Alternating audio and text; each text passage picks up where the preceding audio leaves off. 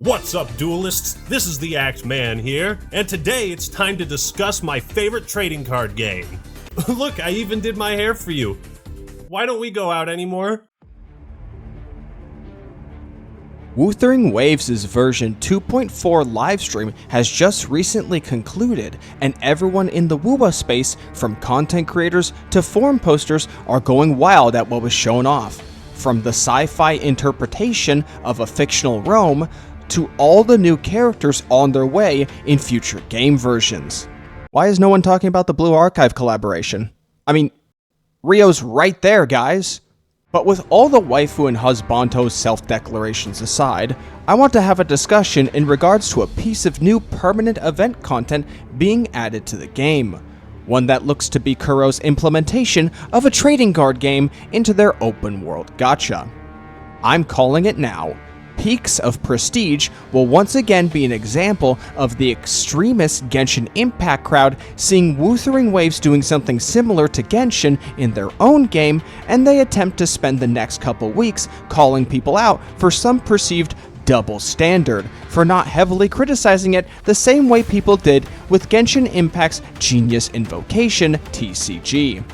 Much like the situation with Genshin fans failing to exaggerate Cantarella's swimming passive with Natlan's bullshit, we'll see them try to do the same with Peaks of Prestige, while omitting as much context out of the situation to make their point. So with that, I want to get ahead of the curve on this one and discuss this now before it potentially blows up. Released in version 3.3 during the Sumeru story arcs of Genshin Impact, Genius Invokation TCG was one of the first brand new pieces of permanent content added to the game that would be confirmed to receive consistent content updates to keep things fresh and to expand the gameplay variety on offer.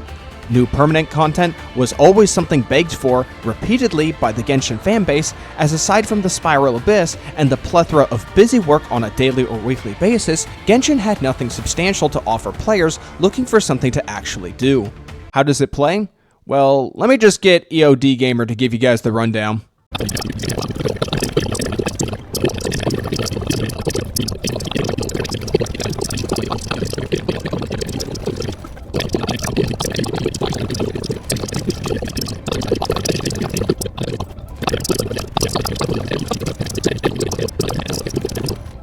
Did you guys get all that?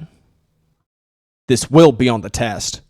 Now, you'll be surprised to hear this, but for the time I had spent playing Genius Invocation during its tutorial, I was actually quite impressed with the level of mechanical depth and level of detail that Hoyo put into the trading card game. The dice rolling and deck RNG helped to maintain a level of dynamic gameplay and rewarded an adaptable player. All the cards were visually stunning in both the images themselves and the animations. And there is even a PvP option to finally give Genshin some meaningful multiplayer content beyond begging for world materials and carrying players in boss fights. All in all, it was a fantastic experience. There's just one small problem with it. I didn't spend thousands of dollars on this godforsaken, mint-picking husk of a game for it to be all funneled into a trading card game! Let me remind everyone what we are playing, or at one point were playing. Genshin Impact is an open-world action-adventure game with a focus on combat, exploration, and experiencing the stories of the world and people in Tavad.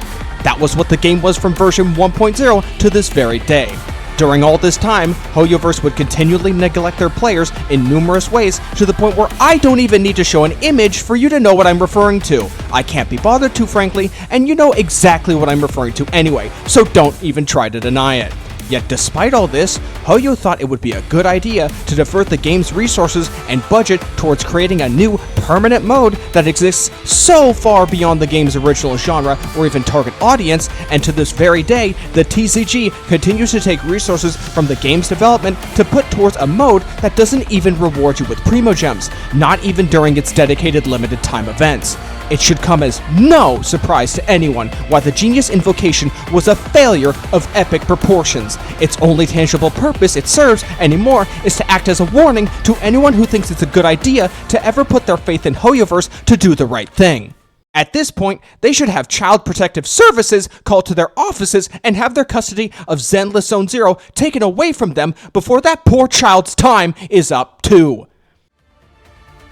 With all this in mind, I think it's safe to say Kuro has more than earned the privilege to divert some of its resources towards a more unconventional mode of play for Wuthering Waves.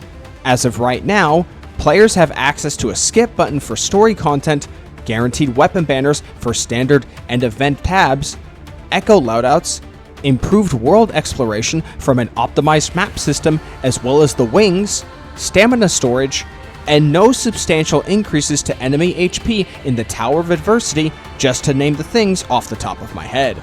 Fans of Wuthering Waves have been treated with a level of respect and care to where they are not concerned with if Kuro decides to spend part of the game's version's next patch to experiment with a new mode. As for the mode itself, it's hard to say right now how its implementation will pan out, as its gameplay appears to exist beyond a deck of cards on a table, with echoes battling each other out in real time, similarly to Dota's Auto Chess or League of Legends Teamfight Tactics modes respectively. Even if Peaks of Prestige doesn't last long beyond its initial reward offerings for a majority of the player base, I believe it will still at least be fondly remembered as a nice distraction from the usual routine within the WuWa community. And for Saint Tone Toss, it's a massive W regardless of what happens, cause now Genisad has to uninstall the game like he said he would. So is it like a TCG? Oh my god, dude. If they add a TCG to Wuthering Waves, I think I'm uninstalling, bro. I think that might be where I draw the line. If they add a TCG to Wuthering Waves, like, I don't think I can handle it. And with that, I have said all I really wanted to about the upcoming trading card game mode in version 2.4 of Wuthering Waves. I would be genuinely surprised if the Genshin Impact community didn't try to jump down the throats of WuWa players when this event finally arrives, but we've still got a little over a week and a half before my prediction will be proven or not.